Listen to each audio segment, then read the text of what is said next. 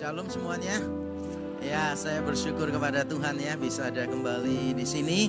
Terakhir kalau nggak salah waktu ibadah minggu ya, kalau nggak salah dulu ya. Terima kasih untuk undangannya Pak Gembala dan semua tim yang ada di tempat ini. Saya bersyukur kepada Tuhan. Nah, hari ini saya mau menyampaikan firman Tuhan tentang dibangun di atas batu karang. Dibangun di atas batu karang. Nah, apa sih maksudnya? Dan saya akan mulai dulu dengan pertanyaan, siapa di sini yang pernah ikut bela diri? Bukan bela sungkawa ya, sering kalau bela sungkawa ya. Terutama kalau istri nggak masak di rumah, nggak dijasa gitu kan ya. Oke, ada yang pernah ikut bela diri nggak di sini?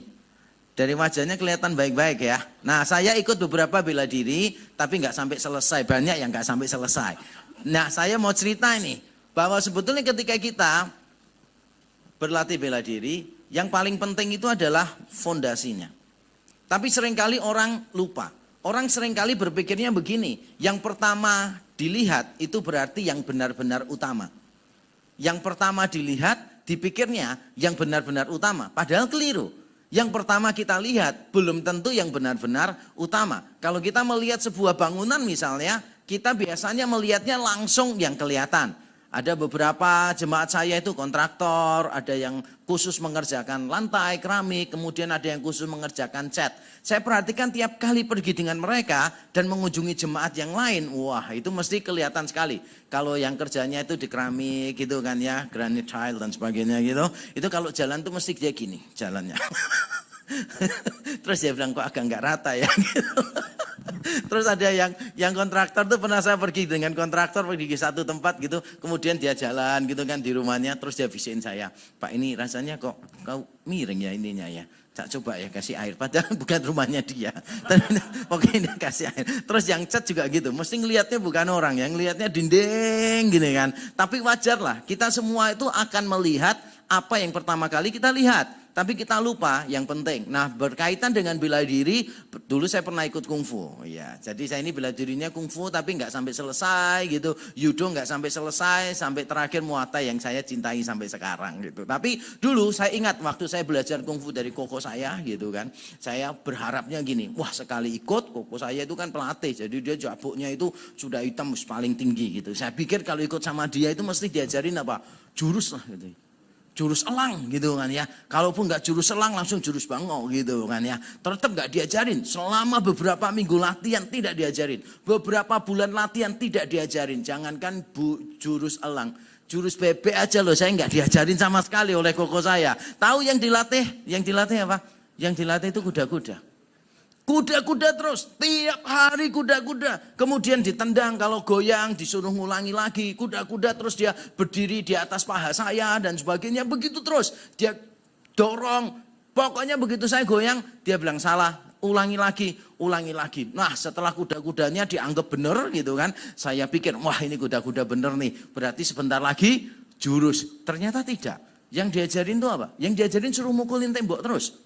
Jadi tiap hari kerjaan saya itu mukulin tembok, terus ada wajan itu dikasih pasir gitu kan ya, pasirnya dipanasin, terus jarinya disuruh masuk begini, cek, cek, cek, cek, cek, cek, cek, gitu. Untung saya jadi pendeta, kalau enggak saya jadi penjual itu pisang kipas itu, yang langsung masukkan gitu kan ya, minyaknya tahan panas saya gitu kan. Kenapa ya? Karena dari kecil memang begitu dilatihnya gitu kan ya. Saya pikir setelah semuanya itu selesai diajarin jurus kan gitu. Tetap nggak diajarin jurus. Lalu saya tanya, kok kenapa kok nggak diajarin jurus? Lalu dia kasih jawaban gini, kalau kamu tidak kuat, percuma kalau kamu mukul 1000 kali. Orangnya tidak akan jatuh. Tapi begitu kamu kuat, kamu pukul sekali, orangnya jatuh. Yang paling penting bukan bagaimana kamu memukul. Yang paling penting adalah bagaimana kekuatanmu dalam memukul. Lalu saya berhenti karena nggak tahan. Masih kecil kan. Jadi saya pikir, waduh kok susah banget sih. Saya nggak telaten, saya pergi. Kemudian saya coba judo. Wah di sekolah ini, saya bayar ekstrakurikuler karena sekolah saya itu memproduksi atlet judo junior paling banyak. Jadi banyak pemain junior yang PON peraih medali emas. Itu teman-teman saya semua. Luar biasa. Pelatihnya terkenal. Jadi saya ikut gitu kan. Saya ikut bulan pertama tahu. Dibanting terus. Jadi bulan pertama itu saya cuma dibanting-banting gitu aja. Terus akhirnya bulan kedua saya ngomong sama pelatihnya. Coach kok saya dibanting terus ya coach. Kapan saya diajarin banteng gitu kan ya. Terus diajarin judo itu yang paling penting itu bukan banteng. Tapi kamu ngikuti kekuatannya lawan. Jadi lawan gerakannya apa, kamu ikuti untuk menjatuhkan dia. Nah supaya kamu bisa menggunakan tenaganya lawan, kamu tuh harus bisa luas, fleksibel, elastis badanmu. Ngikutin dia terus. Makanya kamu dibanting-banting terus. Bulan kedua tetap dibanting terus gitu. Sampai bulan ketiga tetap dibanting. Terus saya tanya, coach kok banting terus ya coach ya? Ya memang gitu kalau kamu mau main judo. Mau jadi atlet judo enggak? Ya memang dibanting terus. Enggak, maksud saya gini. Ini saya sama dia itu bayarnya sama atau enggak sih? Gitu. Kalau bayarnya sama enggak adil dong ya. Dia bayar untuk banting-banting anaknya orang ya kan. Saya bayar untuk dibanting-banting gitu kan. Akhirnya saya berhentilah dari semuanya itu. Makanya saya nggak bisa kungfu, saya bukan jadi atlet judo. Kenapa? Saya tidak bertahan di dalam proses yang paling penting, yaitu membangun fondasinya. Nah kita seringkali melupakan fondasi di dalam kekristenan kita. Kita lebih suka hal-hal yang kelihatannya menarik, tetapi belum tentu yang foundational, belum tentu yang paling mendasar. Rumah yang paling penting itu bukan dinding, bukan dekorasinya, bukan desain interiornya. Yang paling penting adalah fondasinya. Saya masih ingat waktu saya dulu S1 gitu, masih sekolah Alkitab di Surabaya sini, produknya GPPS saya Pentakosta gitu kan. Nah waktu saya semester 3 saya diundang khotbah di satu gereja gitu. Wah baru semester 3 diundang KKR anak remaja dan KKR anak-anak. Ratusan orang, saya ini khotbah sejak SMP kelas 3 saya. Jadi Bapak Ibu Saudara bisa bayangkan ya berapa banyak orang yang saya sesatkan. Karena nggak pernah belajar khotbah terus gitu kan ya gitu. Nah saya waktu itu diundang satu gereja KKR gede-gedean karena gereja itu lagi bangun gitu di satu kota kecil gitu, tapi bangunannya gede banget gitu, paling besar di kota kecil itu. Lalu ketika acara makan saya ngomong sama gembalanya, Om bersyukur ya gereja ini paling gede ya katanya ya di sini ya. Iya sih, tapi 25 tahun paling harus dihancurkan lagi. Loh kenapa? Karena kontraktornya salah. Kurang memperhatikan tekstur atau kondisi tanah konturnya yang ada di sana juga. Jadi teksturnya beda, konturnya beda. Itu kayak tanahnya goyang gitu. Dan itu lepas dari perkiraannya kontraktornya. Sehingga diperkirakan setelah ada orang lain mengecek segala macam gitu, itu tambah miring 25 tahun harus dihancurkan. Nah saya tidak tahu apakah ada teknologi di kemudian hari sehingga tidak jadi dihancurkan. Saya sudah lama tidak ke gereja itu juga. Tapi saya ketika mendengar cerita itu membekas di hati saya. Sebetulnya kita tidak terlalu cepat, nggak boleh terlalu cepat, yang penting itu tepat. Kita seringkali kan kepengen cepat, tapi tidak tepat. Kepengennya itu hal-hal yang kelihatan, tapi bukan hal-hal yang utama. Kita kepengennya hal-hal yang terlihat pertama. Tapi sebetulnya yang paling penting adalah hal-hal yang terutama. Dan hari ini kita akan belajar apa sih hal-hal yang paling utama itu. Mari kita membaca Matius 7 ayat 24 sampai 27. Ini terkenal sekali ya. Matius 7 24 sampai 27 saya bacakan untuk kita. Setiap orang yang mendengar perkataanku ini dan melakukannya, ia sama dengan orang yang bijaksana yang mendirikan rumahnya di atas batu. Kemudian turunlah hujan dan datanglah banjir, lalu angin melanda rumah itu. Tetapi rumah itu tidak rubuh sebab didirikan di atas batu. Tetapi setiap orang yang mendengar perkataanku ini dan tidak melakukannya, ia sama dengan orang yang bodoh yang mendirikan rumahnya di atas pasir. Kemudian turunlah hujan dan datanglah banjir, lalu angin melanda rumah itu sehingga rubuhlah rumah itu dan hebatlah kerusakannya. Amin. Amin. Ini adalah bagian dari khotbah Yesus yang ada di bukit. Jadi kalau kita membaca Matius pasal 5, Yesus naik ke atas bukit mulai mengajar. Pasal 7 bagian terakhir yang kita baca ini nanti Yesus turun dari bukitnya. Sehingga pasal 5 sampai pasal 7 itu merupakan sebuah satu kesatuan yang luar biasa. Itu namanya khotbah Yesus di bukit, dikumpulin jadi satu oleh Matius dan temanya sangat menarik sekali. Kalau saya bacakan beberapa ayat yang ada di pasal 5, pasal 7, pasti saya yakin kita semua hafal ayat itu. Berbahagialah orang yang miskin di hadapan. Yang miskin tolong jawab. Nah ini bukan miskin ekonomi ya, ini miskin di hadapan Allah. Berbahagialah orang yang miskin di hadapan Allah karena mereka lah yang mempunyai kerajaan surga. Atau begini, kamu adalah terang dunia. Kamu adalah garam dunia. Ada semua di situ. Kalau engkau melihat orang lain, gitu perempuan, dan kamu tergoda, menginginkannya di dalam hati, kamu sudah berzina di dalam hatimu. Loh itu Matius pasal yang kelima. Jadi ada banyak ayat yang penting di Matius pasal 5 sampai pasal 7. Ini adalah ajaran Yesus yang paling indah, luar biasa. Maka sampai-sampai Mahatma Gandhi, orang yang bukan Kristen, yang dulu sempat masuk ke gereja, tetapi akhirnya melihat cara hidup orang Kristen, akhirnya dia tersandung.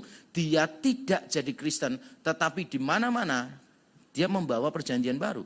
Dan secara khusus dia membaca khotbah Yesus di bukit. Dan saya pernah mendengarkan seorang misionaris yang banyak melayani orang-orang sebelah yang sebelah.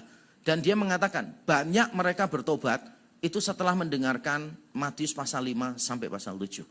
Siapa yang berani mengatakan Matius pasal 5 sampai 7 itu tidak indah? Ini indah banget. Saudara bisa bandingkan dengan manapun, saudara. Saya pernah mengadakan seminar khusus perbandingan antara Yesus dengan Konfusius. Dan saya membandingkannya terutama dari Matius pasal 5 sampai Matius pasal 7. Karena begitu banyak ajaran moral yang agung, yang luar biasa yang kita bisa pelajari dari Matius 5 sampai Matius pasal yang ke-7. Luar biasa bagus, saudara, you name it lah. Jangan menghakimi gitu kan ya. Itu ada di Matius pasal yang ke-7. Hendaklah kamu sempurna sama seperti Bapamu yang di surga adalah sempurna. Kalau kamu puasa itu jangan sampai kamu kelihatan kalau puasa. Wong puasa kok ditunjuk-tunjukin. Saudara ngomong sama orang loh, orang langsung tahu kalau saudara puasa. Mulutnya bau soalnya. Kalau saudara ngomong mulutnya bau, itu pasti kalau nggak gigi berlubang pasti rajin puasa kan gitu kan. Gitu. Kok ditunjuk-tunjukin? Nah itu semua ada di Matius 5 sampai 7. Indah banget ya. Jadi kalau orang tidak cinta ajaran Yesus ini berarti salah dong. Pasti kita mengagumi ajaran Yesus. Tidak heran di Matius pasal 7 bagian yang paling akhir sebelum Yesus turun dari bukit. Komentarnya begini. Orang banyak itu takjub melihat ajaran Yesus. Takjub karena Yesus mengajarnya beda dengan ahli-ahli Taurat dan orang-orang Farisi. Yesus menakjubkan dari sisi pengajaran. Tapi yang menarik adalah bagian pembahasan terakhir di Matius pasal 7. Yesus itu berkata begini. Kalau kamu cuma bisa mendengar, tapi tidak melakukan, tidak ada gunanya. Mengagumi ajaran Yesus itu gampang. Mengamini sebuah ajaran itu gampang. Tapi yang paling sulit adalah melakukan. Makanya diaturnya Matius 5 sampai 7 ini luar biasa cantik, indah, luar biasa. Ajarannya yang agung dipaparkan semua, Yesus tahu. Oh banyak orang pasti kagum nih. Tapi diakhiri dengan sebuah diskusi. Kalau kamu cuma kagum, kalau kamu cuma mendengar, takjub, lalu tidak melakukan, terus apa gunanya? Keren ya Matius 5 sampai 7 ya. Luar biasa. Nah hari ini kita akan belajar saudara alasan-alasan mengapa melakukan firman itu sangat fundamental untuk kita. Mengapa itu adalah sangat mendasar bagi orang-orang Kristen. Alasan yang pertama adalah karena banyak orang mudah tertarik dan takjub dengan hal-hal yang terlihat berkuasa. Banyak orang mudah tertarik, takjub dengan hal-hal yang terlihat berkuasa. Menariknya ayat kita tadi sebelumnya bicara tentang nabi-nabi palsu. Dan begini saya bacakan. Bukan setiap orang yang berseru kepadaku Tuhan, Tuhan akan masuk ke dalam kerajaan surga. Melainkan dia yang melakukan kehendak Bapakku yang di surga. Pada hari terakhir banyak orang akan berseru kepadaku Tuhan, Tuhan. Bukankah kami bernubuat demi namamu dan mengusir setan demi namamu dan mengadakan banyak mujizat demi namamu juga. Pada waktu itu aku akan berterus terang kepada mereka dan berkata, aku tidak pernah mengenal kamu, hanyalah kamu daripadaku, kamu sekalian pembuat kejahatan. Baru setelah itu Yesus bicara tentang orang yang mendirikan rumah di atas batu dan di atas pasir. Mengapa urutannya begitu? Ketika kita membaca Alkitab kan kita harus hati-hati, teliti. Jangan seperti orang kejar setoran. Sehari harus 3 pasal, sehari harus 3 pasal. Itu ada beberapa rekan hamba Tuhan tuh biasa tanya saya beberapa. Wah baca Kejadian sampai Wahyu bolak-balik udah berapa kali? Gitu kan ya. Wah saya mungkin gak sebanyak kamu deh, saya bilang gitu. Saya kalau baca lambat, wah saya sudah 20 kali. Wah keren banget, baca bolak-balik 21 kali. Tapi begitu ditanya, ayat ini ada di mana? Bingung. Ayat ini ada di mana? Bingung. Kalau kamu sedang menghadapi situasi ini, ayat apa yang ada di pikiranmu? Bingung. Kenapa? Karena sehari ngejar 3 pasal tanpa ngerti. Permisi, kalau saya satu pasal saya baca 3 kali. Supaya saya ngerti gitu. Karena at the end of the day yang paling penting itu bukan berapa kali saudara baca. Bukan berarti nggak penting. Saya sarankan setiap orang Kristen minimal 1 kali lah. Minimal 1 kali dari Kejadian sampai Wahyu. Siapa di sini yang pernah baca 1 kali? Oh, pertanyaannya salah ya. Cuma 1 kali, makanya nggak ada yang ngangkat tangan ya kan. Siapa yang sudah membaca 10 kali lebih bolak-balik? Oh, saya tahu, baca bolak-baliknya 9 kali, cuma rendah hati itu ya. Sebetulnya sudah sampai 10 juga. Cuma rasanya kalau ngaku kan kelihatan, waduh nanti nggak rendah hati ya kan, menyombongkan diri di hadapan orang ya. Rasanya Pak Gembala harus banyak doa deh. Saudara, ini baca Alkitab itu harus teliti. Ketika saya membaca Alkitab, saya begitu menikmati membaca Alkitab. Kenapa? Karena memang ketika kita membacanya itu keindahan firman Tuhan itu muncul. Jangan asal kutip. Pokoknya kalau baca Alkitab jangan asal kutip. Dipahami dulu artinya benar atau enggak. Banyak orang Kristen itu sukanya ngutip padahal nanti kalau ditaruh di konteksnya enggak cocok sama konteksnya gitu loh. Pokoknya asal kutip, asal kutip, asal kutip. Jangan gitu deh. Jadi orang Kristen belajar bacanya lebih teliti. Setuju? Nah, yang tadi itu kita perlu lihat. Sebelum Yesus mengajarkan teks kita hari ini, dia bicara tentang nabi-nabi palsu yang kelihatannya luar biasa. Kami mengusir setan demi namamu. Ya setannya pasti keluar lah. Lah kalau nggak keluar kan Yesus ngomong, iya kamu ngusir tapi kan nggak keluar. Kami bernubuat demi namamu, iya tapi kan nggak kejadian. Bisa jadi loh. Ingat nggak anak-anak Skewa yang ada di Kisah Para Rasul? Mengusir setan demi nama Yesus loh. Walaupun setannya nggak keluar. Tapi dia memakai dalam nama Yesus. Dan saudara tahu, saya punya teman. Teman saya ini punya teman lagi pendeta. Jadi ini teman saya ini pendeta, dia punya teman pendeta. Lalu teman saya ini cerita, temannya yang pendeta tadi itu, percaya tidak, pergi ke dukun untuk dapatkan jimat. Supaya kalau ngomong itu kelihatan kayak punya otoritas itu. Nanti kalau mendoakan orang itu ada aura yang berbeda begitu loh saudara. Ada aura kasih yang begitu kuat gitu kan ya. Ya. Ya lumayan ya ngikutin perkembangannya. Oke, nah kita ini biasanya itu jadi orang Kristen yang suka hal-hal yang spektakuler kayak gitu masalahnya. Mujizat, wah semuanya ngejar mujizat gitu kan. Coba ya saya tanya nih, Bapak Ibu ini punya waktu cuma 1 hari aja di dalam 1 minggu. 1 malam dan itu berharga sekali malamnya. Lalu ada 2 undangan, 2 brosur saudara terima. Yang pertama adalah KKR Kesembuhan Ilahi. Yang kedua Bible Study Kitab Wahyu. Atau Bible Study Kitab Imamat gitu kan ya. Kira-kira siapa yang akan datang di Bible Study? Ayo jujur. Jujur.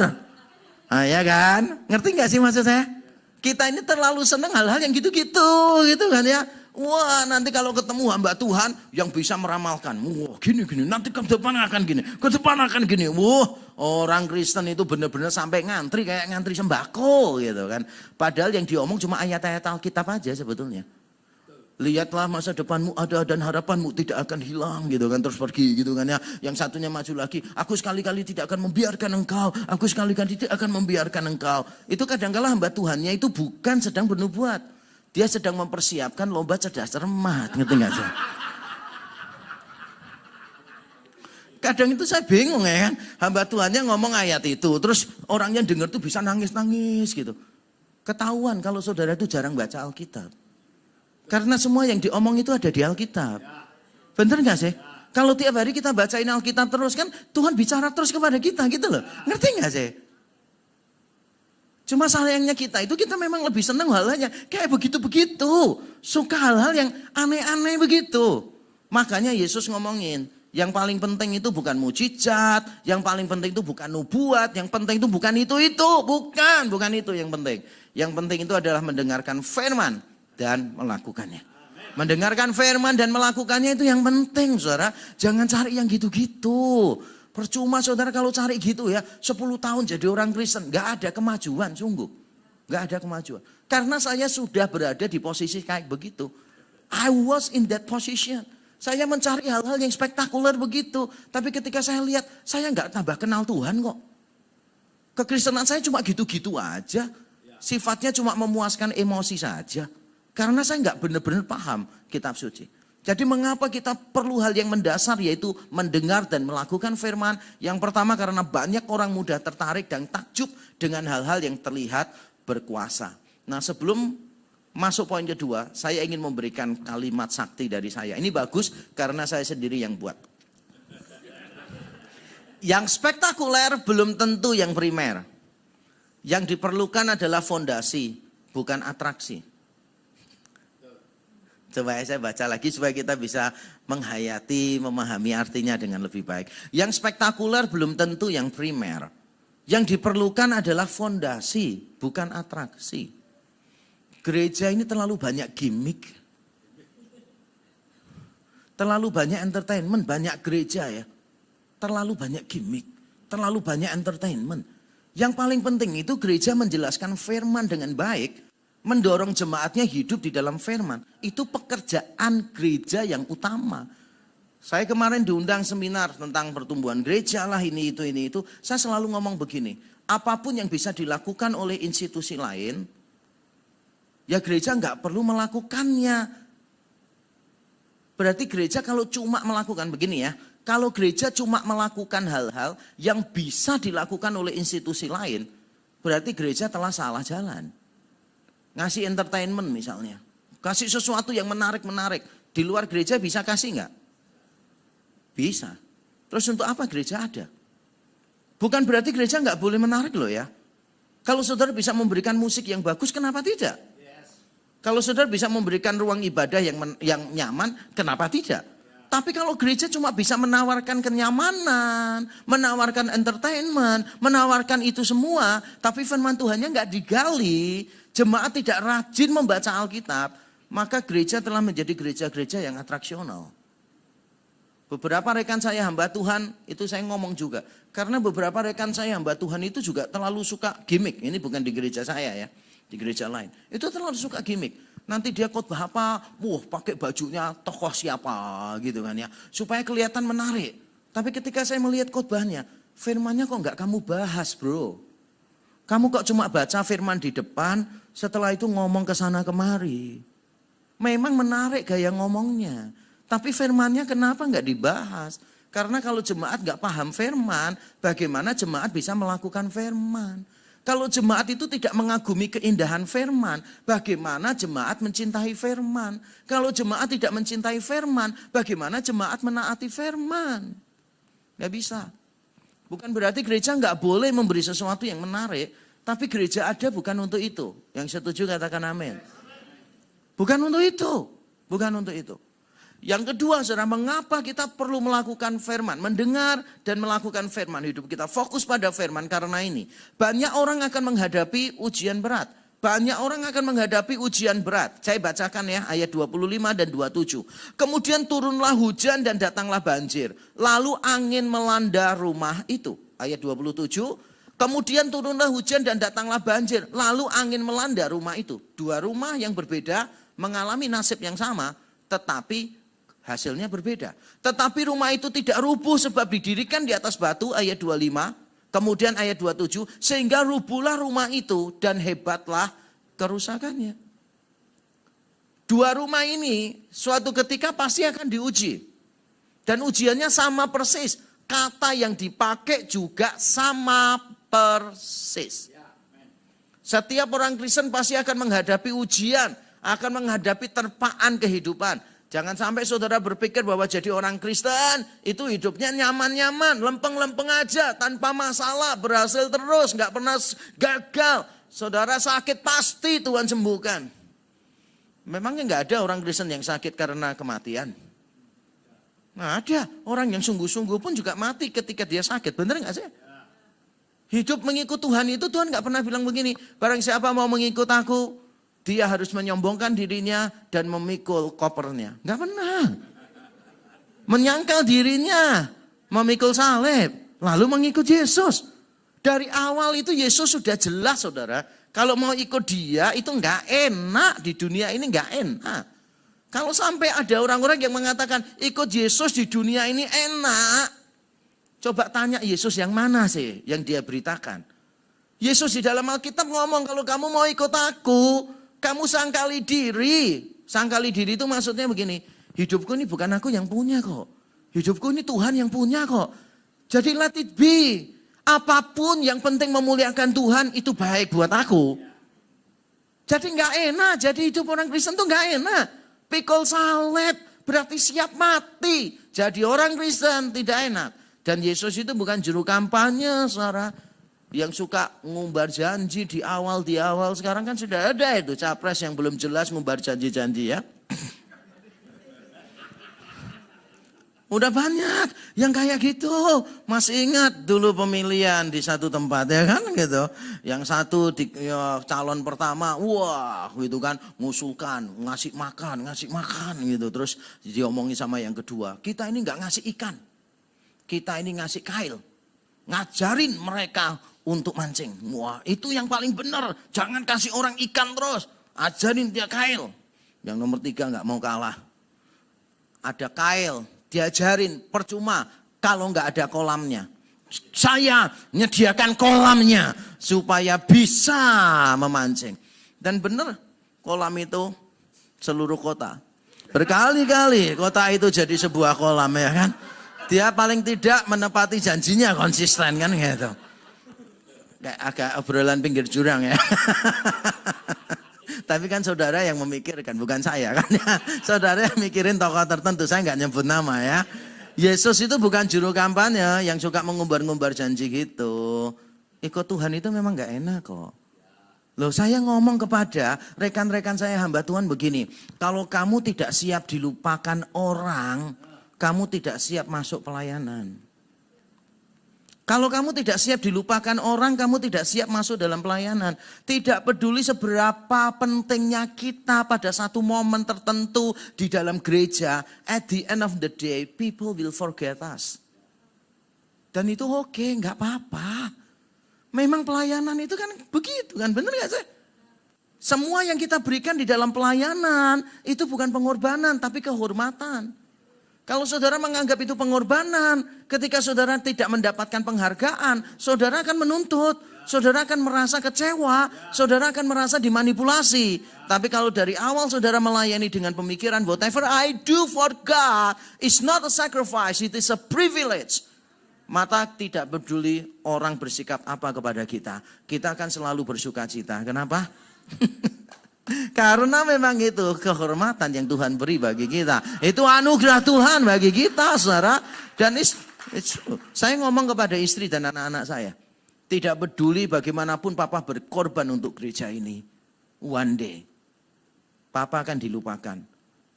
Bahkan mungkin papa akan ditendang keluar. But when that happens, kalian harus terima dengan sukacita. Karena papa melayani sejak awal, sudah siap untuk dikecewakan. Kalau saudara melayani tanpa siap untuk dikecewakan, saudara belum paham arti pelayanan. Saya garis bawah ya. Kalau saudara masuk pelayanan, berharap saudara tidak akan dikecewakan, saudara tidak paham arti pelayanan. Sungguh. Motivasi saudara dari awal sudah salah, beneran sudah salah, dari awal sudah salah. Berapa kali saya menerima mahasiswa baru di STT, saya ini kan pengajar di beberapa STT, seringkali kan ikut terlibat wawancara. Saya tanya, kenapa mau jadi hamba Tuhan? Untuk memperbaiki ekonomi keluarga, Pak. Langsung saya coret. Langsung saya coret ini.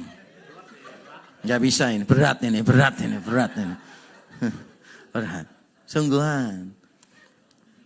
Beberapa teman saya, jujur ya, ini saya cerita tentang hamba Tuhan. Beberapa teman saya ini lagi galau Pak dalam pelayanan di satu gereja ini. Kenapa? Saya lihat ya Pak ya. Teman-teman saya lain itu sudah punya rumah, sudah punya mobil, sudah punya apa. Saya itu cuma punya sepeda motor Pak. Ini pun masih cicilan. Dan itu tekanan berat buat saya. Terus saya tanya, kenapa itu tekanan berat buat kamu naik motor? Ya karena teman-teman semua naik mobil Pak. Loh kenapa? Yang lain naik mobil, kamu naik motor, kamu merasa kayak begitu. Berarti selama ini motivasi pelayananmu apa? Motivasi pelayananmu berarti kaya. Ketika kamu nggak kaya, kamu merasa pelayananmu gitu-gitu aja. Loh hamba Tuhan nggak mikirkan impact, mikirkannya income. Saya bingung dari awal kamu serius jadi hamba Tuhan. Jadi hamba Tuhan itu bukan masalah income, Masalah impact, bener nggak sih? Kelihatannya kok wajahnya nggak setuju sama saya ya. Sungguhan, hamba Tuhan is not about income, it's about impact. Karena Tuhan memanggil kita itu dengan sebuah tujuan yang khusus, saudara. Tujuan yang khusus, yang kita tahu kita harus punya banyak impact. Saya berapa kali menolak pelayanan, saya ini ditarik-tarik jadi gembala di beberapa gereja, saudara. Dan gereja kalau nawarkan jadi gembala itu, menggiurkan banget tawarannya. 1 bulan bisa ratusan juta, ngerti nggak saya? Saudara bisnismen aja belum tentu loh segitu ya kan. Belum tentu kalau saudara buka toko belum tentu segitu ya kan. Kecuali usaha saudara gede banget yang saya nggak tahu gitu. Tapi untuk rata-rata orang, ratusan juta itu gede loh 1 bulan saudara. Tapi selalu saya bilang, no, maaf saya tidak terpanggil di tempat Bapak. Karena saya merasa kalau saya di tempat Bapak saya dikerdilkan impactnya di situ. Konsep gereja Bapak itu cuma gereja mengembangkan gereja. Bukan gereja mengembangkan kerajaan Allah. Saya nggak mau berada di gereja yang seperti itu. Saya mau ada di satu gereja yang ada untuk kerajaan Allah. Yang berani berkata kerajaan Allah itu lebih besar daripada gereja ini gitu loh. Saya selalu ngomong kepada majelis di tempat saya ini bukan hamba gereja loh. Saya ini hamba Tuhan yang diletakkan di gereja ini. Saya ulang ya sekali lagi, saya ngomong, saya ini bukan hamba gereja loh. Saya ini hamba Tuhan yang diletakkan Tuhan di gereja ini. Jadi selama gereja ini berdiri di atas firman Tuhan, I stay. Kalau kamu nggak mau berdiri di atas firman Tuhan, I go out. Because I'm not your servant. Saya ngomong kepada jemaat-jemaat saya juga. Saya hamba Tuhan. Saya ada bukan untuk menyenangkan Anda. Saya ada untuk menumbuhkan Anda di dalam Tuhan. Bukan untuk menyenangkan. Saya bukan badut kok. Tuhan panggil saya itu loh. Sebagai hamba Tuhan. Makanya saudara nggak tahu nomor telepon saya. Kalau saudara tahu nomor telepon saya berarti saya badut. Karena ada di tiang listrik. Keperluan badut ulang tahun. Telepon ini ya kan. Tuh telat ya tertawanya. Oke, nah yang sebelum masuk ke poin berikutnya. Saya bacakan kalimat lagi ya. Supaya kita lebih ingat. Jadi gini.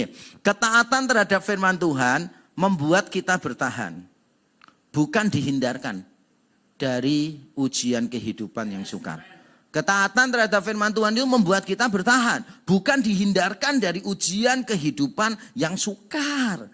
Berapa kali saya mendengar hamba Tuhan ngomong gini, saudara tuh baca firman Tuhan, taat sama Tuhan. Kalau saudara taat sama Tuhan, saudara tidak mungkin gagal. Wow. Yang benar aja. Ada di sini yang nggak pernah gagal tak? Gagal. Walaupun kita taat sama firman, kita gagal. Walaupun taat sama firman, kita sakit. Walaupun taat sama firman, rumah tangga kita bisa gonjang-ganjing. Walaupun kita taat sama firman, hidup kita itu bisa terpelanting ke sana kemari. Tapi yang membedakan apa? Kita bertahan di dalam proses itu. Banyak orang Kristen itu salah ajarannya, saya juga heran ya. Kalau saudara taat firman, saudara pasti tidak akan berkekurangan. Yang benar aja Pak Pendeta. Saya nggak tahu pendeta-pendeta itu halu atau palsu. Ngerti nggak sih? Kemungkinannya bagi saya cuma 2. Kalau dia nggak tahu itu salah, berarti dia halu dong. Dia nggak real itu loh. Di dalam hidupnya itu nggak real. Saya sudah menyaksikan orang-orang yang jauh lebih rohani dari saya. Gagal. Karena Tuhan mau bentuk dia menjadi pribadi yang lebih baik. Siapa bilang kalau taat firman gak pernah gagal? Salah. Ketaatan kepada firman itu membuat kita bertahan. Bukan membuat kita dihindarkan. Maka kalau saudara sedang menghadapi banyak persoalan dalam hidup. Saya sudah taat loh Pak, sudah baca firman, saya sudah begini. Ya memang itu tidak akan membuat saudara dihindarkan dari persoalan. Tapi Tuhan memakai itu untuk membuat saudara tahan di dalam prosesnya. Makanya saya selalu mengingatkan begini, tekanan itu tidak pernah menghancurkan. Tekanan tidak pernah menghancurkan kita, tekanan itu menunjukkan kualitas diri kita yang sebenarnya. Saya ulang sekali lagi ya, tekanan itu tidak pernah menghancurkan kita, tekanan itu menunjukkan kualitas kita yang sebenarnya. Nah, 2 rumah ini kalau nggak ada ujian, nggak ada angin, nggak ada badai, nggak ada macam-macam, ya kita nggak tahu kualitasnya. Karena fondasinya kan di bawah. Orang nggak ada yang tahu.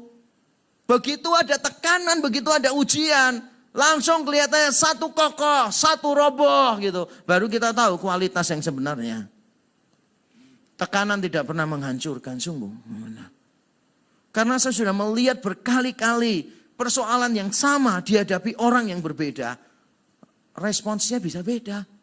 Orang yang mencintai firman, orang yang melakukan firman, orang yang menyandarkan diri kepada kasih karunia Tuhan, orang itu bertahan di dalam masa-masa yang sukar. Amin. Ikut Tuhan gak pernah dihindarkan dari persoalan yang sukar ya. Tapi saudara akan dikuatkan menghadapi prosesnya yang sukar. Yang ketiga sekarang, mengapa kita perlu mendengarkan firman dan melakukan sebagai fondasi kita? Karena banyak orang lebih menyukai pengetahuan daripada kebijaksanaan. Yesus bilang begini, setiap orang yang mendengar perkataanku ini dan melakukannya, ia seperti orang yang bijaksana. Lalu ayat yang ke-26, tetapi setiap orang yang mendengar perkataanku ini dan tidak melakukannya, ia seperti orang yang bodoh. Yang mendirikan rumahnya di atas pasir. Saudara, ini bukan cuma masalah orang yang mendengar loh. Jangan berpikir begini, ini tentang orang yang tahu dan tidak tahu. No, salah. Dua-duanya tahu ini. Dua-duanya tahu firman. Jadi jangan sampai saudara punya pikiran gini, oh ya jelaslah dia roboh karena dia nggak pernah mendengarkan firman. No. Orang yang membangun di atas pasir, dia mendengarkan firman. Orang yang membangun di atas batu sama-sama mendengarkan firman. Bedanya adalah yang satu cuma mendengar, yang satu melakukan. Dan itulah yang membedakan bukan antara orang pintar dan orang bodoh, tetapi orang yang bijaksana dengan orang yang bodoh. Yesus bukan sedang bicara tentang orang pintar secara intelektual, bukan. Dia bicara tentang orang yang bijaksana. Saya suka membaca buku tentu saja. Saya memahami bahwa awal-awal saya belajar gitu saudara. Saya terjebak pada kesalahan ini. Makanya saya tahu persis poin ini. Ketika membaca firman saya tuh senang mendapatkan hal-hal yang baru. Hal-hal yang menarik. Hal-hal yang mendalam. Wah saya senangnya setengah mati. Tapi saya nggak pernah melakukan itu. Itu nggak pernah mengubah hati saya. Akhirnya saya menjadi pribadi yang sombong. Menjadi pribadi yang mudah menghakimi orang lain. Bukan berarti saudara berkata, wah terpujilah Tuhan, bersyukur saya nggak pernah belajar buku apapun. Harus belajar, jadi jemaat itu harus belajar saudara. Kenapa? Karena supaya kita ini ketika lihat di medsos, nonton di YouTube, atau mungkin ada pembicara tamu di tempat ini, saudara punya filter.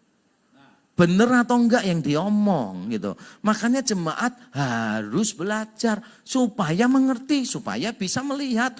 Bahkan saya ngomong kepada jemaat saya kok, yang tidak mungkin salah itu firman Tuhan. Saya menafsirkannya bisa saja salah.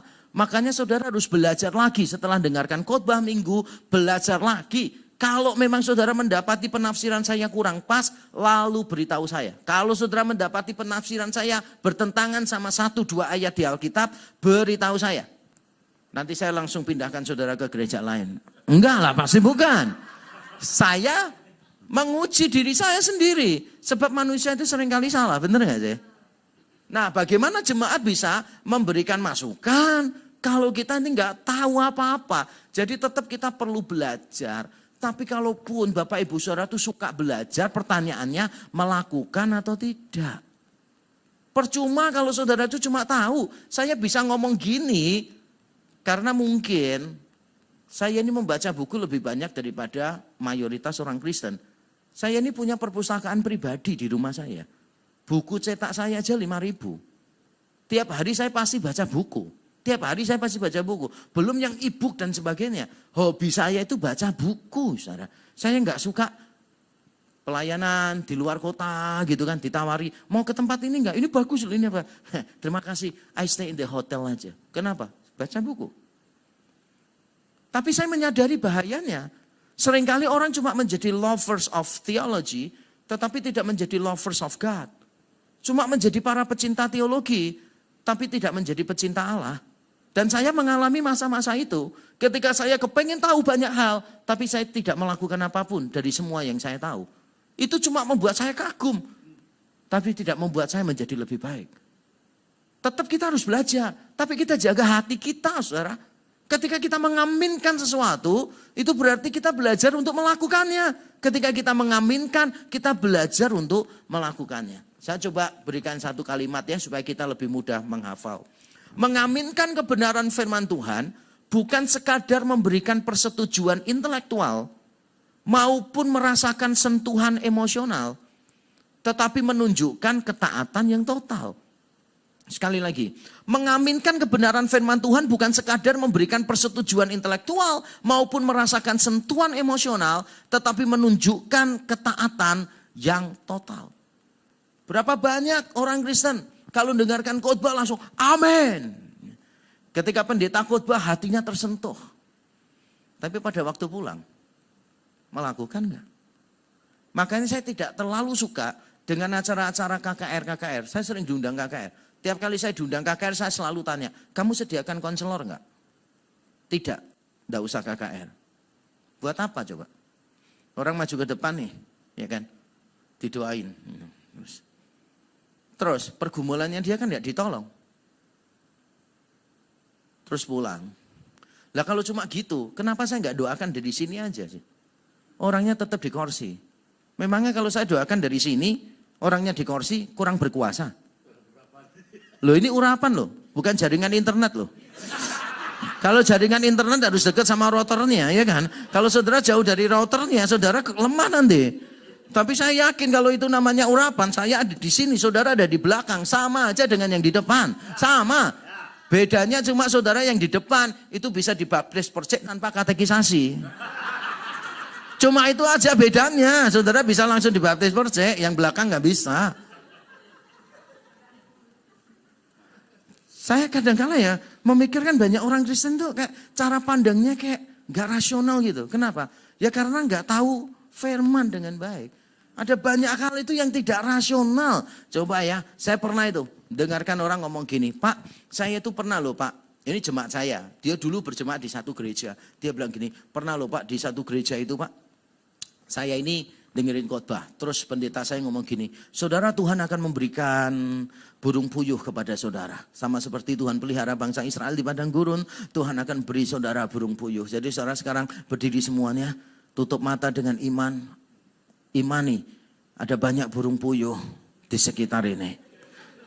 Ambil sebanyak-banyaknya. Kalau saudara mau hidup berkelimpahan, ambil sebanyak-banyaknya, masukkan di dalam kantong kalian, masukkan sebanyak mungkin. Jadi ngambil semua. Bila perlu saudara lompat, dia cerita, dia lompat, dia ngambil semua, dia ngambil semuanya, taruh semuanya gitu kan. Gitu. Ketika dia cerita, saya cuma berpikir begini, pendetanya itu baca Alkitab enggak sih?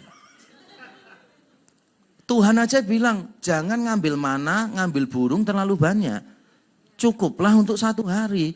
Kalau ngambilnya terlalu banyak hasilnya apa? Busuk. Ini disuruh ngambil sebanyak-banyaknya. Ini pendeta apa sih? Saya khawatir terlalu banyak nonton Instagram daripada baca firman Tuhan. Ngerti gak sih? Alkitabnya aja bilang jangan loh, jangan serakah. Ambil secukupnya. Dan saya gak habis pikir gini, itu kan virtual ya. Burung puyuhnya virtual nih, dibayangin nih. Dimasukkannya di kantong. Ini kan nggak virtual, ini kan manual gitu loh, saudara. Kan nggak masuk akal sih. Saya kalau lebih bisa terima kalau pendetanya gini, saudara ambil burung puyuhnya, lemparkan ke wallet kripto saudara gitu kan, ke dompet kripto saudara. Lah itu masih lebih masuk akal sih. Yang satu ini virtual, yang satu virtual gitu loh. Ngerti ya? Mau tak ceritain contoh-contoh lain yang menggelikan semacam ini. Banyak hal-hal yang konyol, saudara, ada di dalam gereja. Pendeta ngaku pergi ke neraka. Terus cerita, saudara di neraka tahu? Kalau saudara hidup dalam dosa, tahu nggak yang saudara alami apa kalau di neraka? Saudara suka bohong, ditarik, dipotong. Saudara suka gosip, ditarik, dipotong.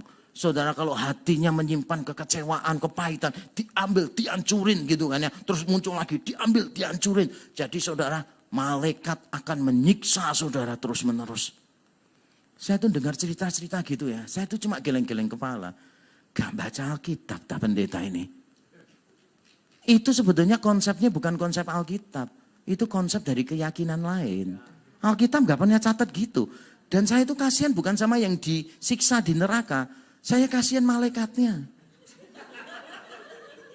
Itu selama-lamanya loh saudara. Nah, apa serat gitu kan ya. Itu coba saudara pikir rasional deh. Manusia itu memangnya kalau berdosa cuma satu jenis tah. Mending kalau dia tuh nggak ada dosa, dosanya itu cuma gosip gitu kan, ya kan? Keluar potong. Lah tapi kan pikirannya jahat. Hatinya nyimpan kebencian, bener ya? Kakinya pergi ke tempat yang tidak seharusnya, bener nggak sih? Saya tuh bingung kenapa malaikat itu perlu kayak nyiksanya gitu-gitu sih. Sadis banget. Mending ya, tahu kalau memang malaikatnya niat gitu ya. Kumpul semua satu tempat, dibom, jebret gitu kan ya. Setelah dibom, muncul lagi tuh. Pencet lagi, bom gitu kan ya. Bom, karena apa? Satu orang tuh banyak dosanya kok. Bayangin satu malaikat ngurusin kita ya tuh. Motong ini sama gini ya. Itu bisa stres loh malaikatnya, itu bisa stres. Terus ada pendeta lain ngomongnya apa? Wah, yang menyiksa itu adalah iblis. Jadi iblis akan menyiksa saudara di neraka. Kok enak jadi iblis ya? Di dunia menggoda, di neraka menyiksa gitu. Ayatnya mana sih bro? Paham ya maksud saya? Loh sungguhan loh Pak, dia pergi ke neraka loh Pak, dia pergi ke surga. Saya akan jawab gini, selama dia menabrak firman Tuhan, dia bohong atau dia tidak tahu. Jadi halu atau palsu, cuma itu aja. Kemungkinannya cuma halu atau palsu. Lihat di Alkitabnya dong. Masa Alkitabnya ngajarinnya gitu? Enggak kan? Enggak kok. Mana ada malaikat nyiksa kayak gitu? Mana ada? Iblis nyiksa kita di neraka? Enggak ada. Iblisnya disiksa iya, bener gak sih? Ibrani 5 ayat 7-10. Saya ingin membacakan ini untuk saudara. Rasanya susah ya menaati firman ya. Nah ini dia saya bacakan. Ibrani 5 ayat 7-10. Tapi saya tidak akan menerangkan panjang lebar. Dalam hidupnya Yesus sebagai manusia. Ia telah mempersembahkan doa dan permohonan dengan ratap tangis dan keluhan kepada Dia. Yang sanggup menyelamatkannya dari maut. Dan karena kesalehannya ia telah didengarkan. Dan sekalipun ia adalah anak, ia telah belajar menjadi taat dari apa yang telah dideritanya. Dan baca sama-sama ayat 9 dan 10. Dan sesudah ia mencapai kesempurnaannya, ia menjadi pokok keselamatan yang abadi bagi semua orang yang taat kepadanya. Dan ia dipanggil menjadi imam besar oleh Allah menurut peraturan Melkisedek. Yesus itu bukan cuma memberikan teladan, dia menaati di tengah kesukaran. Dia bukan cuma memberikan teladan walaupun dia anak Allah, tapi dia belajar untuk taat bukan otomatis. Belajar untuk taat, tapi dia bukan cuma memberikan teladan. Tapi dia memberikan kekuatan. Karena dikatakan dia setelah mencapai kesempurnaan menjadi pokok keselamatan yang abadi bagi semua orang yang taat kepadanya. Kita harus taat kepada Tuhan di tengah situasi apapun yang tidak enak. Kita harus taat karena kita punya teladan yaitu Yesus sendiri. Di tengah situasi yang tidak mengenakan, ketaatannya membawa dia ke atas kayu salib. Tetap dia belajar taat sebagai anak. Tapi kita bukan cuma menjadikan Yesus sebagai teladan. Tapi menjadikan Yesus sebagai kekuatan. Saya percaya kalau kita cuma menyerupai Kristus tanpa mengandalkan Kristus, kita melawan Kristus. Saya ulang sekali lagi. Kalau kita ingin menyerupai Kristus tanpa mengandalkan Kristus, kita justru melawan Kristus. Percuma Kristus kasih teladan kalau dia nggak kasih kekuatan. Nah Kristus itu memberikan kepada kita bukan cuma teladan, tapi kekuatan. Roh Kudus melahirbarukan kita, memberikan kita kuasa Injil di dalam diri kita, sehingga kita bisa menaati Kristus gitu. Kita taat karena Kristus sudah taat bagi kita. Dan nanti kita diselamatkan bukan karena ketaatan kita. Kita diselamatkan karena ketaatan Kristus diperhitungkan sebagai ketaatan kita. Amin. Itulah sebabnya keselamatan kita itu oleh anugerah, bukan oleh perbuatan baik gitu. Salah banyak orang berkata kita harus taat sampai pada akhirnya supaya diselamatkan. Salah itu khotbah kekristenan jungkir balik. Justru karena kita sudah diselamatkan oleh Kristus, maka kita harus menaati Dia mati-matian sampai pada akhirnya. Kita berbuat baik bukan supaya diselamatkan. Kita berbuat baik karena sudah diselamatkan. Orang-orang yang tidak mau taat harus bertanya kembali, apakah engkau benar-benar mengalami kasih Kristus di dalam hidupmu. Kristus bukan hanya menyediakan teladan, tetapi jaminan bagi kesempurnaan. Yang sudah disempurnakan di dalam Dia, pasti akan bersemangat menjadi serupa dengan Dia. Yang setuju katakan amin. Ini yang penting, saudara. Kita menaati Dia semangat. Itu bukan karena mau dapat berkat. Kita ini semangat untuk taat. Karena kita tahu Kristus sudah memberikan teladan ketaatan yang sempurna. Dan kita tahu karena ketaatannya yang sempurna, kita ini disempurnakan oleh Allah. Makanya kita ingin taat. Bukan taat karena mau berkat. Berapa banyak di gereja, saudara, teman-teman saya sendiri hamba Tuhan selalu ngomong, saudara taat sama Tuhan. Karena kalau saudara taat, saudara akan dapat berkat. Itu bukan mengasihi deh, itu memanipulasi deh. Itu bukan membangun relasi. Itu melakukan transaksi dengan Tuhan. Berapa banyak orang Kristen ketika memberikan persembahan? Konsepnya apa? 4 kali 4 sama dengan 16. Sempat tidak sempat, harap dibalas Tuhan. Amin. Ayo, bener gak? Orang-orang Kristen kadang-kala gitu ya.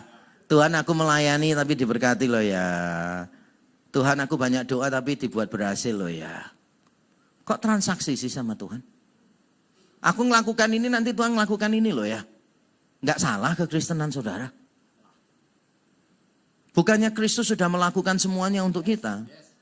Makanya sebagai ucapan syukur, kita melakukan segalanya untuk Dia. Jangan sampai Dia sudah melakukan semuanya untuk kita, lalu kita melakukan untuk Dia dan ngomong, ayo balikan lagi. Itu kekristenan yang amburadul, kekristenan yang salah. Tapi berapa banyak gereja pegang pandangan yang keliru ini.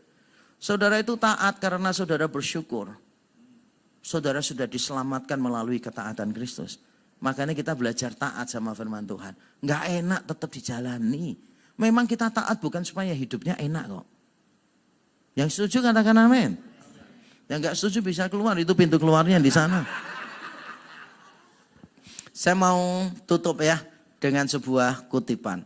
Dari seorang yang bernama Dietrich Bonhoeffer. Seorang pendeta yang menentang Nazi Jerman zamannya Hitler. Lalu dia ditangkap dan akhirnya dia juga meninggal di dalam tawanan itu.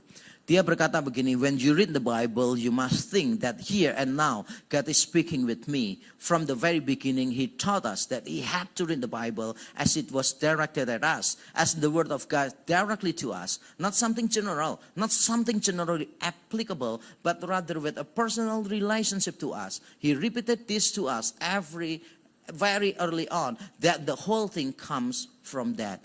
Yang kalau saya terjemahkan kurang lebih selamat Natal dan Tahun Baru, Tuhan memberkati kita. Yang intinya kurang lebih begini. Kurang lebih yang mau diomong tuh begini. Ketika saudara itu membaca Alkitab, saudara harus berkata, sekarang ini di sini ketika aku membaca Alkitab, Tuhan itu sedang berbicara kepada saya. Baca Alkitab itu dengan pembukaan Tuhan berbicara kepada saya. Tuhan bicara kepada saya. Bukan cuma saya kepengen tahu sesuatu. Saya kepengen tahu sesuatu. Benar penting. Makanya saya mendirikan STT Amadius di Surabaya.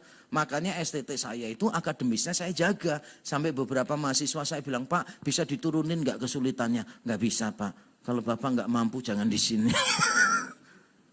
Menurut saya gak terlalu sulit. Menurut saya STT lain terlalu gampang. Saya ingin supaya hamba-hamba Tuhan diperlengkapi dengan baik gitu. Saya selalu ngomong, pokoknya kamu mau belajar, mau berusaha, pasti bisa. Kita akan bantu. Karena bagi saya, belajar itu, edukasi itu bukan masalah orang pintar dan tidak pintar. Edukasi itu masalah attitude, sikap. Orang yang tidak pintar tapi mau berprogres, saya lebih menghargai itu. Daripada orang yang pintar yang gak mau belajar. Karena saya dulu termasuk orang yang pintar tanpa mau belajar. Dan saya mengerti kesulitan-kesulitan yang saya alami seperti apa, saudara. Lebih baik orang yang tidak seberapa pintar, tapi attitude-nya baik. Mau belajar sungguh-sungguh, mau mendengarkan Tuhan berbicara, mau melakukan. Maka saudara punya masa depan yang lebih baik untuk bertumbuh di dalam Tuhan. Daripada orang yang merasa diri sudah tahu banyak, yang gak mau untuk dikasih tahu orang. Belajar untuk taat pada firman Tuhan. Karena itu yang paling penting, bukan masalah seberapa banyak pengetahuan yang saudara miliki. Saya akan tutup dengan sebuah kesaksian, saudara. Saya dulu mengambil S2 itu lulus 2001 di Amerika. 2001 ya, bukan 2011. Jadi udah lama banget ya. Saya ketika ngingat saya lulus S2 kapan tuh saya tiba-tiba merasa kayak tua banget gitu. Saya lulus itu benar-benar muda. Dan pada waktu saya lulus, saya itu jadi gembala. Sebelumnya saya jadi gembala di satu gereja bule yang paling gede. Saudara kenal nama Robert Schuller? Robert Schuller ya, Crystal Cathedral, gereja paling besar di tahun-tahun itu, di tahun 90-an, 2000-an. Saya ini jadi associate pastor di sana. Dan saya sudah diminta ketemu sama sinode, mau dipubliskan pendeta di RCA, Reformed Church of America. Saya sudah dijanjikan rumah, dijanjikan mobil, warga negara. Saya disediakan biaya studi untuk PhD. Kalau saya ambil itu, saya akan lulus PhD sebelum 30 tahun. That was my dream. Karena itu akan jadi rekor. Dulu kan saya sombong, mencari pengakuan. Saya pikir, wah ini kesempatan nih. Kalau saya PhD di bawah 30 tahun waktu itu, saya jadi PhD yang paling muda. Akhirnya setelah saya tanya-tanya Mbak Tuhan, semua ngomong kesempatan emas ambil aja deh. Kamu tinggal di sana. Lalu saya tanya Pak Joseph Tong, adiknya Pak Stephen Tong. Karena saya dekat dibimbing dia. Saya tanya Pak Tong, saya ditawarin ini semua, ambil enggak? Pak Tong langsung bilang, jangan ambil. Bodoh kalau kamu ambil. You will kill yourself. Terus saya tanya, kenapa Pak Tong? Pak Tong jelasin. Tahu enggak sih kamu? Kamu itu paling muda, paling pintar, gelarmu paling tinggi. Nanti kalau kamu pulang pelayanan di Indo, jabatanmu paling tinggi. Orang enggak ada yang mau kasih nasihat ke kamu. Kalaupun orang kasih nasihat ke kamu enggak akan mau mendengarkan mereka. Karena kamu masih too young. Dan karena kamu merasa paling pintar, gelar paling tinggi, jabatan paling tinggi, kamu akan sulit mendengarkan orang lain. Saya dengan istri berdoa, lalu saya putuskan tolak semua tawaran yang indah. Saya pulang Indonesia dengan modal S2, MTH, Master of Theology. Tahu, modal S2 aja. Saya sombongnya itu luar biasa, ngerti gak sih? Cuma modal S2 aja loh, saya sombongnya dulu setengah mati. Coba kalau saya PhD, saudara, Lucifer bisa nggak seneng karena kalah sombong sama saya dia. Tuhan hancurkan saya, hancurkan kesombongan saya melalui kegagalan, keputusasaan. Terus Tuhan hancurkan saya. Sampai akhirnya saya merasa dihina dan dipuji, rasanya sama. Karena Tuhan terus hancurkan, terus hancurkan, terus hancurkan di dalam hidup saya. Saya tahu banyak, tapi saya melakukan terlalu sedikit. Malam ini kalau saudara mau kuat di dalam Tuhan, saudara harus belajar baca Alkitab. Tiap hari baca. Bukan cuma baca cepat, baca dengan pengertian, saudara. Belajarlah teologi yang baik, supaya saudara tahu banyak hal. Setelah saudara tahu banyak hal, belajar menaatinya. Tiap kali tahu sedikit, taati. Tahu sedikit, taati. Jangan dikumpulin terus. Taatin dulu. Taatin dulu. Jangan sampai nanti, iyalah nanti kalau sudah sampai sekian depositonya, baru saya belajar ketaatan. No, belajar yang sedikit-sedikit dulu. Taat. Saya sungguh rindu malam ini. Saudara pulang, mulai baca Alkitab saudara ya. Enggak apa-apa, enggak punya Alkitab yang cetak, enggak apa-apa. Saya tahu mungkin sudah banyak yang berdebu.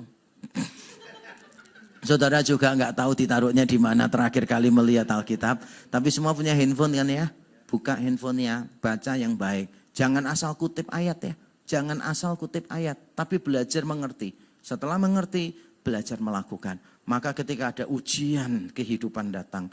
Saya yakin oleh anugerah Tuhan. Saudara akan dimampukan bertahan. Amin. Amin. Mari kita tunduk kepala, kita berdoa.